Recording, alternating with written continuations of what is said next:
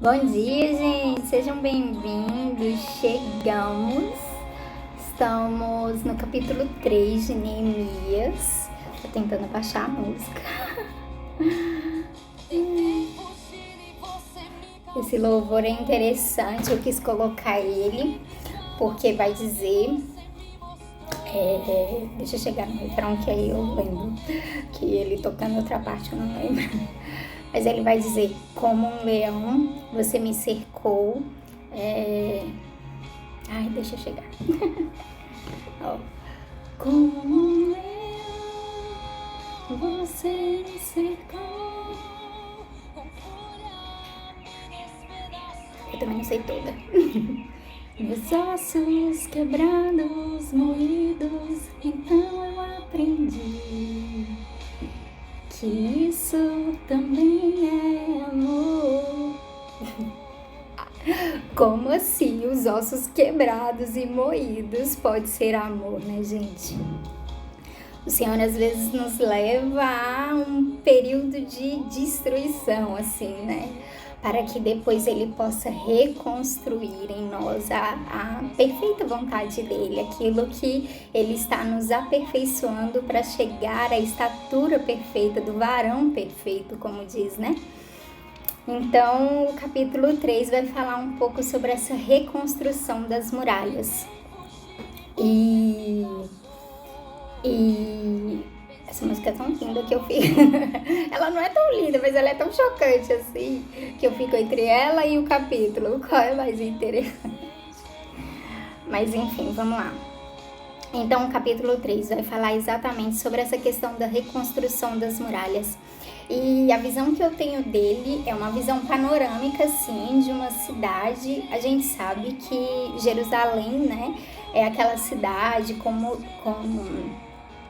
muros ao redor. Quer dizer, eu não sei porque eu nunca fui, mas pelo que eu vejo, assim, as cidades antigas, assim, de fora, né, gente?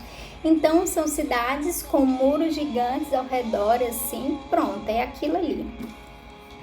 E aí, vai contar aqui o que cada um, a parte que cada um reconstruiu, a parte que cada um levantou. E vai falando exatamente os nomes e onde eles estavam reconstruindo, onde eles estavam erguendo os muros.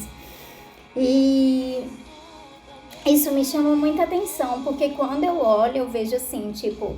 E aí vai falar que às vezes a família estava envolvida, que às vezes era um amigo, que às vezes era um parceiro ali naquela obra.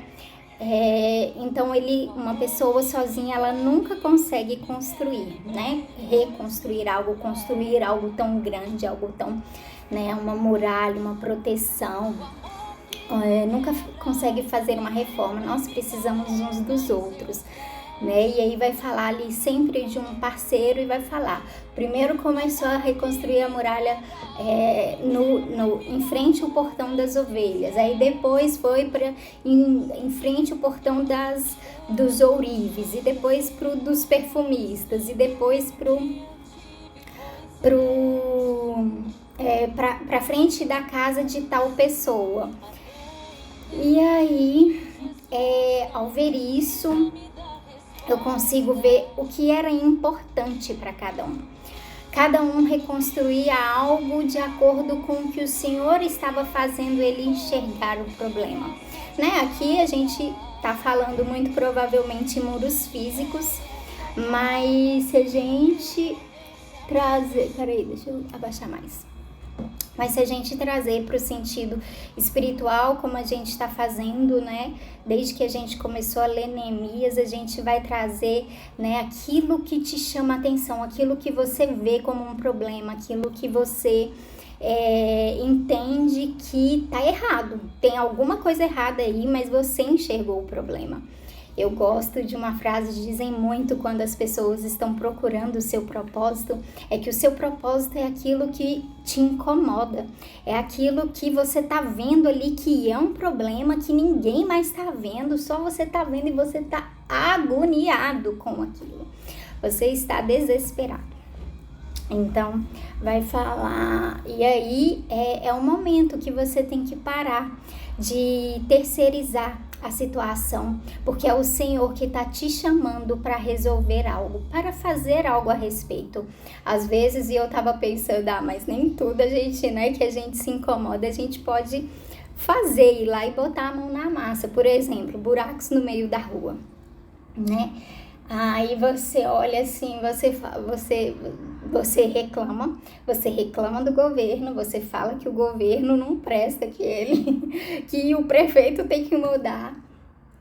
Mas eu vejo que existem pessoas que se levantam e enquanto aquele buraco não é consertado, eles colocam um cone ali no meio do lugar para ninguém ficar caindo naquele buraco, e outros ainda ligam, se dão um trabalho de, né, pegar o telefone, ligar para a prefeitura, enfim, para algum lugar que eles saibam que vão poder resolver, e aí eles ligam e eles comunicam aquele problema e eles vão, enfim, e o resto não é com eles, né, gente? E aí ele vai pedir ali para a pessoa responsável por arrumar aquilo ir lá e fazer. E aí, beleza. Então, essas são algumas medidas daquilo que nos incomodam, que a gente pode fazer. Mas também há outras dentro da nossa própria casa, da nossa própria família. Ai, meu filho dá trabalho, ai, isso, ai, aquilo. Recentemente, eu tive um problema financeiro, tenho um problema financeiro. Eu ainda não venci isso, mas o Senhor está me levantando, me ajudando para que eu possa vencer. Então, o Senhor colocou dentro de mim a vontade de cozinhar, de fazer um doce, de fazer algumas coisas.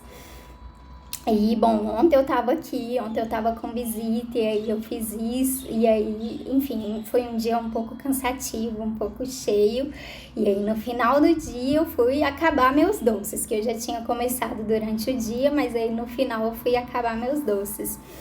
E aí, beleza.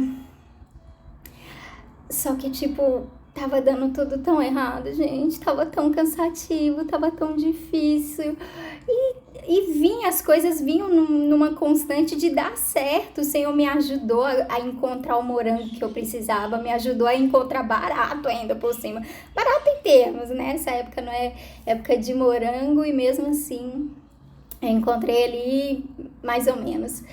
E aí eu, ai meu Deus, e eu já tava exausta, eu e minha mãe, tadinha da bichinha, vai, e eu judiei ela, e ela exausta, e ela lá, ó, batendo a clara em neve para tentar fazer chantilly. Eu, meu Deus do céu, o que eu tô fazendo? Mas o Senhor colocou isso no meu coração, é uma reforma que eu preciso fazer, eu preciso dar um jeito, eu preciso me levantar de alguma forma para estar reconstruindo a minha vida financeira. E é algo que o Senhor, é algo que hoje eu posso fazer, né? Eu posso... hoje eu não consigo estudar para concurso, mas hoje eu consigo, sei lá, fazer outra coisa. Então é isso, lives é a mesma coisa. Nossa Deus, isso daqui eu queria tanto que as pessoas entendessem a Bíblia assim, abrissem a visão, a mente delas em relação à tua palavra, sabe? Então eu decidi vir aqui, eu decidi comunicar isso a vocês. Então é isso, sabe? Então, e nisso você vai encontrando meios, o Senhor vai te apresentando os problemas e você vai falando, cara, isso daqui é responsabilidade minha, eu posso ajudar o Senhor, né? Na verdade, o Senhor nos chama a reconstruir junto com Ele, a reformar junto com Ele. Se Ele destrói e Ele faz algo na sua frente, é porque, sabe, Ele também tá te chamando, Ele tá te convidando para ser parceiro dele nessa obra. Amém? Bom dia, mãe. Bom dia, Adriana. Que saudade. Seja bem-vindo. Bom, vamos começar orando e aí a gente vai ler o capítulo 3 de Neemias e a gente vai entendendo um pouco melhor. O capítulo é um pouco longo, tem muitos nomes, novamente, por isso que eu quis dar esse parâmetro geral logo, e aí a gente lê diretão. Se der tempo, no final a gente comenta. Amém, Jesus. Obrigada pelo dia de hoje, obrigada por mais uma semana que se inicia, Deus, que o Senhor nos ensine, sabe, Pai, com a Tua palavra, Deus, a reconstruir, a enxergar, a entender, Deus, que os problemas que nós vemos, sabe, dizem respeito sim a nós. O Senhor pode estar sim nos convidando, sabe, Deus, para irmos lá e fazermos, Deus, o que ninguém outro foi chamado para fazer, o que ninguém mais poderá fazer.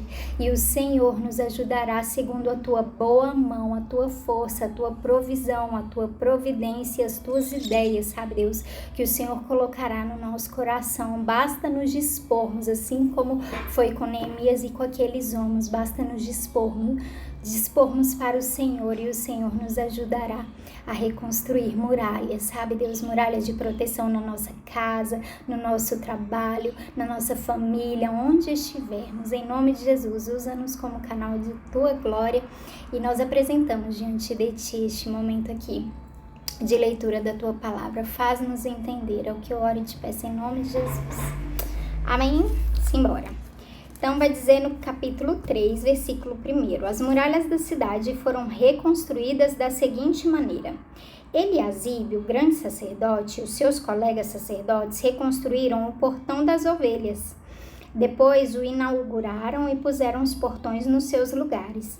Eles reconstruíram as muralhas até a Torre do Sem e até a Torre de Ananel. Os homens de Jericó construíram o trecho seguinte. Zacur, filho de Nirri, construiu o trecho seguinte. O grupo de famílias de Asená construiu o portão dos peixes. Eles puseram as vigas e os portões nos seus lugares e colocaram os trincos e as trancas. As 3 partes seguintes foram construídas por estes homens. A primeira por Meremote, filho de Urias e neto de Acós. Então aqui a gente vai ver ali o grande sacerdote construindo o portão das ovelhas. Para ele, eu não sei se tem o mesmo significado, mas para a gente sabe que ovelha vai falar ali de ovelha, né, gente? Daquilo que o Senhor foi, o nosso pastor de ovelhas. E aí vai continuar dizendo: a segunda por Mesulam, filho de Berequias e neto de Mesesabel, e a terceira por Zadok, filho de Baaná. Os homens da cidade de Tecoa construíram o trecho seguinte, mas os homens importantes da cidade não quiseram fazer o trabalho braçal que os mestres de obra mandaram. Joiada, filho de Pazé, e Mesulam, filho de Bezodias, reconstruíram o portão velho. Eles puseram as vigas e os portões nos seus lugares e colocaram os trincos e as trancas. Melatias de Gibeão, Jadon de Meronote e os homens da cidade de Gibeão e de Mispa construíram o trecho seguinte, chegando até a casa do governador da província do Eufrates Oeste. Uziel, filho de Araías e que era ourives, construiu o trecho seguinte. Ananias, que era perfumista, construiu o trecho seguinte até a muralha larga. Refaías, filho de Ur, governador da metade do distrito de Jerusalém, construiu o trecho seguinte. Gedaías, filho de Arumaf, construiu o trecho seguinte perto da sua casa. Atos, filho de Azabneias, construiu o trecho seguinte. Malquias, filho de Arim, e Azub, filho de Paate, Moabe, construíram o trecho seguinte e a Torre dos Fornos. Salom, filho de Aloés, governador da outra metade de Jerusalém, construiu o trecho seguinte. As suas filhas o ajudaram no trabalho. Anum e os moradores de Zanoa reconstruíram o portão do vale. Eles puseram os portões no lugar, colocaram os trincos e as trancas e consertaram 500 metros de muralha até o portão do lixo. Malquias, filho de Recabe, governador do distrito de Beret-Aquerem, reconstruiu o portão do lixo. Ele pôs os portões no lugar e colocou os trincos e as trancas. Salom, filho de Coozé, governador do distrito de Mispa, reconstruiu o portão da fonte. Ele fez uma cobertura, pôs os portões no lugar e colocou os trincos e as trancas na represa de Selá, ao lado do jardim do rei. Salom construiu a muralha até as escadas que descem da cidade de Davi. Neemias, filho de Asbuque, governador de metade do distrito de Bet-Zur, construiu o trecho seguinte até a sepultura de Davi, até a represa e até as barracas dos soldados.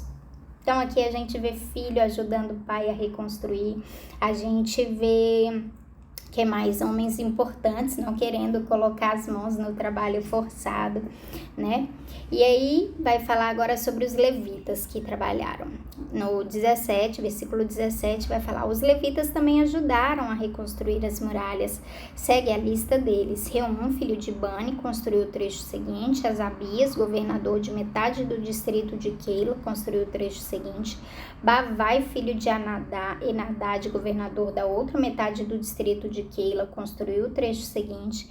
Ezer, filho de Jesua, governador de Mispa, construiu o trecho seguinte em frente dos depósitos de armas até o lugar onde a muralha faz esquina. Baruque, filho de Zabai, construiu o trecho seguinte desde a esquina da muralha até a porta da casa de Eliasibe, o grande sacerdote. Meremote, filho de Urias e neto de Acós, construiu o trecho seguinte desde a porta da casa de Eliasibe até o fim da casa. Os sacerdotes também ajudaram a reconstruir as muralhas. Segue a lista deles. Os sacerdotes que moravam em redor de Jerusalém construíram o trecho seguinte. Benjamim e Assub construíram o trecho seguinte em frente das suas casas. Azarias, filho de Maazéias e neto de Ananias, construiu o trecho seguinte em frente à sua casa. Ou seja, gente, era um trabalho assim. Construir essa parte, a próxima pessoa constrói o trecho seguinte, É muito legal, porque aí vai e daqui a pouco a gente vai ver fechando essa obra. Binui, filho de Enadad, construiu o trecho seguinte desde a casa de Azarias até a esquina da muralha. Palau, filho de Uzai, construiu o trecho seguinte, começando da esquina e da torre do palácio de cima, perto do pátio da guarda. Pedaías, filho de Parós, construiu o trecho seguinte até um lugar no leste, perto do portão das águas e da torre que guarda o templo. Isso ficava perto daquela parte da cidade chamada Ofel, onde moravam os homens que trabalhavam no templo. Os homens da cidade de Tecoa construíram o trecho seguinte, que era o seu segundo trecho, desde um ponto no lado contrário à grande torre que guarda o templo, até a muralha perto de Ofel. Um grupo de sacerdotes construiu o trecho seguinte, saindo do portão dos cavalos e continuando para o norte. Cada um deles construiu em frente da sua própria casa. Zadok, filho de Imer, construiu o trecho seguinte em frente da sua casa. Semaías, filho de Secanias, que era o guarda do portão leste, construiu o trecho seguinte. Ananias, filho de Selemias, e Anum, sexto filho de Zalaf, construíram o trecho seguinte. Este foi o segundo trecho que eles construíram. Mesulam, filho de Berequias, construiu o trecho seguinte em frente da sua casa. Um ourive chamado Malquias construiu o trecho seguinte até uma casa usada pelos trabalhadores do templo e pelos comerciantes. Essa casa estava ao lado do portão da guarda, perto da sala, que ficava no alto da esquina nordeste da muralha. Os ourives e os comerciantes construíram o último trecho da sala, da esquina, até o portão das ovelhas, que foi onde a gente começou. Então, se cada um de nós hoje resolver que nós vamos construir aquilo pelo qual o Senhor está nos colocando em frente a um problema, a uma necessidade, a um lugar onde precisa ser reformado, nós vamos finalizar essa obra e vamos colocar muros de proteção sobre a nossa nação, sobre a nossa casa, sobre a nossa cidade, sobre o nosso trabalho, onde tiver de ser. Amém? Então, arranje parceiros de oração, de pessoas que vão te ajudar com ideias, enfim, com o que quer que seja. E comece essa obra, meu querido. E você está sendo convidado para ela. Deus abençoe. Tchau, tchau.